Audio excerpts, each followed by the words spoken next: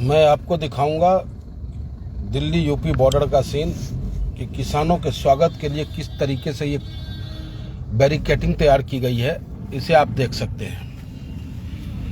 प्रधानमंत्री जी तो कहते हैं कि अन्नदाता का हम सम्मान करते हैं,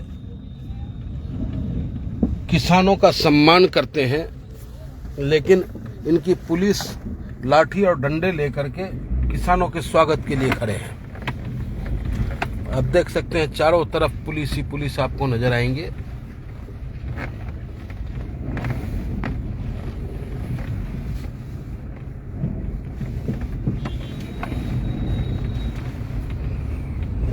ये बुलडोजर खड़ा है योगी बाबा का किसानों के स्वागत के लिए। ये देखिए किस तरीके से पुलिस मुस्तैद है। पुलिस अपना काम कर रही है। चारों ही तरफ एकदम नाकाबंदी करने का काम इन्होंने किया है।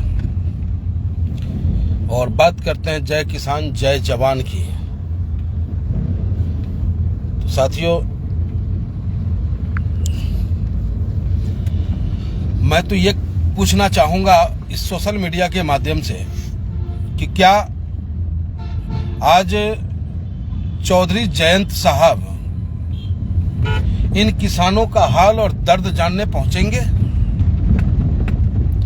मैं पूछना चाहूंगा उन दल्लों से जो कहते थे पश्चिम उत्तर प्रदेश में हमारे मुसलमान भाइयों को कि भाजपा को रोकना है तो जयंत चौधरी को वोट करना है, भाजपा को हराना है इसलिए जयंत चौधरी को वोट देना है। क्या आज जो हमारे अल्पसंख्यक समुदाय के भाई या वो किसान जो वाकई किसान हैं, जिन्होंने वोट किया जयंत चौधरी जी के लिए, क्या आज वो अपने आप को ठगे हुए महसूस नहीं कर रहे हैं? आज कोई पूछेगा, कोई मीडिया पूछेगी जयंत चौधरी जी से और अखिलेश यादव जी से कि अखिलेश जी आपने तो घूम घूम करके पूरे पश्चिम उत्तर प्रदेश में यह बताने का काम किया कि भाई AIMIM बी टीम है, इसलिए वोट तुम कि वोट पतंग को मत देना। अखिलेश जी ने भी कहा कि वो हमारे भाई जो मगरमच्छ का चादर ओढ़े हैं और मुस्लिम मतदाताओं को बहकाने का काम करते हैं। क्या आज उनका कोई सुनेगा? सरहद की सुरक्षा हेतु अपने बेटे को, जिगर के टुकड़े को फौज में भर्ती कराते हैं, पुलिस में भर्ती कराते हैं ताकि देश प्रदेश में अमन चैन कायम रहे। लेकिन ये भारतीय जनता पार्टी की दोहरी नीति देखो आप।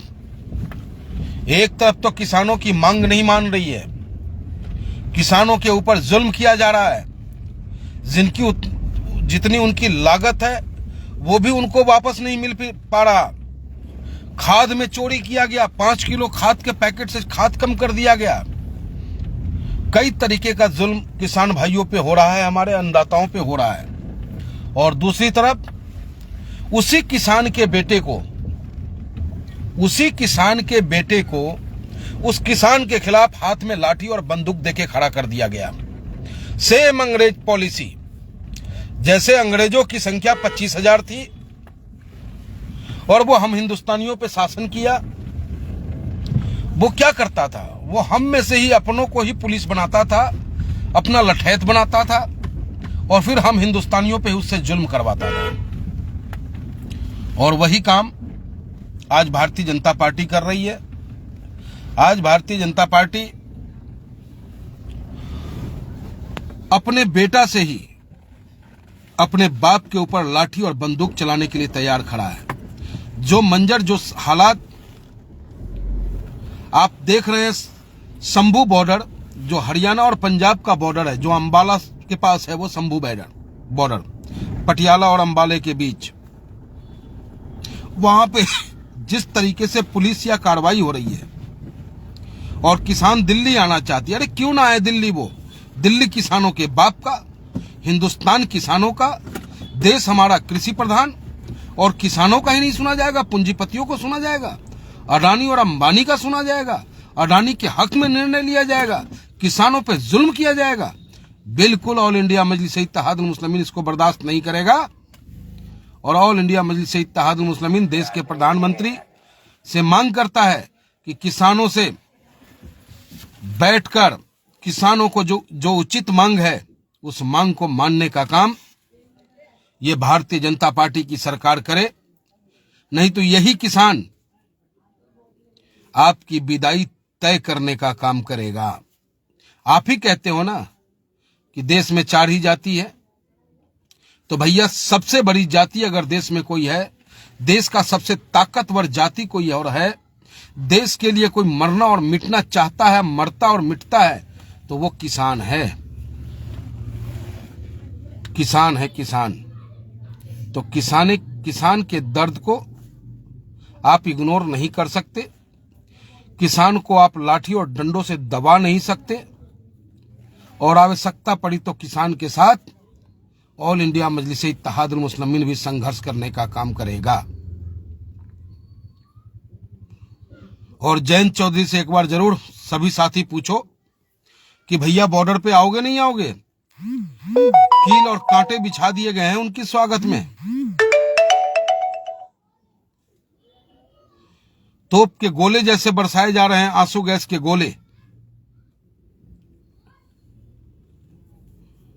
तो मैं उम्मीद करता हूं इस सरकार से कि पहले तो बहुत देर कर दी हुजूर आते आते, किसान की जायज मांग को मानने में बहुत समय लगाया आपने, किसानों को आपने खालिस्तानी, आतंकवादी, पाकिस्तानी, न जाने किन किन नामों से नवाजा, उससे भी आपका जी नहीं भरा, तो आप अपने गृह राज्य मंत्री के बेटा के द्वारा उन किसानों के ऊपर थार गाड़ी से कुचलवाने का काम किया, तब भी किसान नहीं माना, फिर जाके आप झुकने का काम किए, और फिर आज वही हालात उत्पन्न होने जा रहा है। दिल्ली से पूरे हिंदुस्तान की अर्थव्यवस्था मजबूत होती है। दिल्ली अलग अगर ब्लॉक हो गया तो हिंदुस्तान रुक जाता है।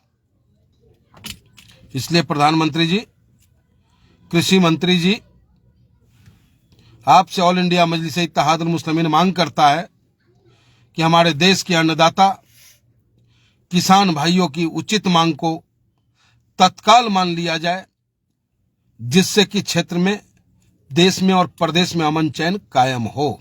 और मैं सैल्यूट करता हूं पंजाब के किसान भाइयों को। वाकई पंजाब हिंदुस्तान का मस्तक है, सीना है वो। पंजाब का किसान तो संपन्न है, उन्हें एमएसपी मिलता है। वो लड़ाई लड़ रहे हैं हिंदुस्तान के अदर राज्य के, दूसरे राज्यों में रह रहे किसान भाइयों के लिए, जिन्हें एमएसपी क्या होता है ये पता ही नहीं है। उनकी लड़ाई पंजाब के लोग लड़ रहे हैं, और पंजाब के किसान भाइयों को ये पंडित मनमोहन झगामा सैल्यूट करता है, उनके जज्बे को सैल्यूट करता है, और उम्मीद करते हैं कि पूरे हिंदुस्तान का किसान अब पंजाब के किसान के साथ मिलकर के इस सरकार से अपनी उचित मांग मनवाने में सक्षम होंगे, कारगर होंगे, कामयाब होंगे। जय हिंद, जय भारत। बैरिस्टर असदुद्दीन ओवैसी साहब जिंदाबाद। जय किसान, जय जवान।